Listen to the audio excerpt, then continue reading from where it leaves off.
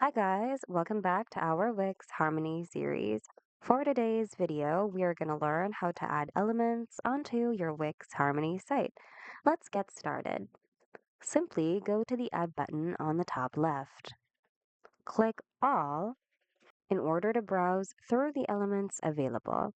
Here, elements are categorized. We have text, image, button, AI-generated elements, graphics, Wix stores, Wix members area, and so much more, actually. So feel free to select any categories here, depending on what kind of element you want to add to your page.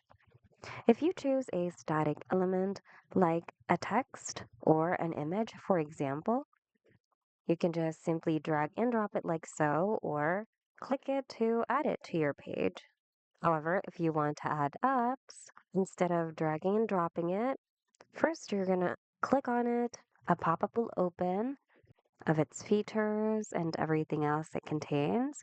And then in order to install it, you just click on Add to Site. And you just basically wait for the app to finish installing. And there you go. If you want to add elements or apps to your Wix Harmony site, just go to the Add button and you should find everything you need right over here. That's it for today. Thanks so much for watching, and we'll see you guys in the next video.